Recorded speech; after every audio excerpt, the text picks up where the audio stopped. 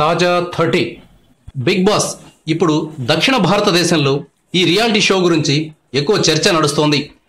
తమిళంలో ఇప్పటికే big boss ప్రారంభమైంది.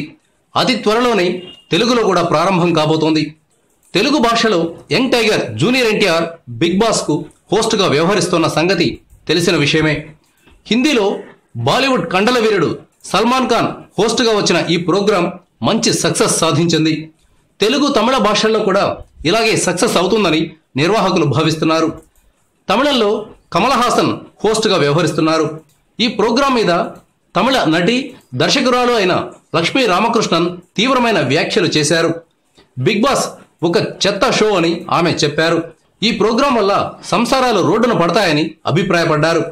భారతీయ సంప్రదాయాలను చెడగొట్టడానికి ఈ ప్రోగ్రాంను తీసుకొచ్చారని, దీనివల్ల దక్షిణ భారతదేశానికి మరింత ఎక్కువ నష్టం వాటిల్లుతుందని ఆమె వ్యాఖ్యానించారు.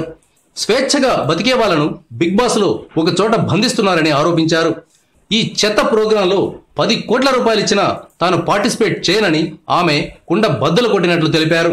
బిగ్ బాస్లో ఆడా మగ అనే తేడా లేకుండా అపరిచితులతో కలిసి ఒకే ఇంట్లో ఉండాలని, 2 నెలల పాటు సాగే ఈ వ్యవహారం వల్ల కుటుంబ సంబంధాలు దెబ్బతింటాయని లక్ష్మీ రామకృష్ణన్ ఆవేదన వ్యక్తం చేశారు.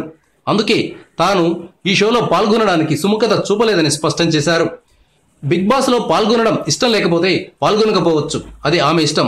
కానీ జూనియర్ ఎన్టీఆర్ లాంటి ఒక టాప్ హీరో హోస్ట్ చేస్తున్న ప్రోగ్రామ్ను తీవ్రంగా విమర్శించడం అంటే హోస్టులను అవమానించడమే.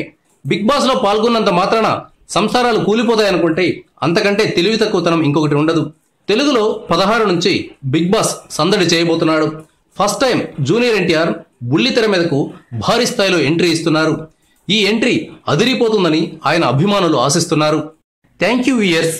ఈ వీడియో మీకు నచ్చితే లైక్ బటన్ టచ్ చేయండి. తాజా 30 ఛానల్కు సబ్స్క్రైబ్ చేయండి. మీ మిత్రులకు షేర్ చేయండి.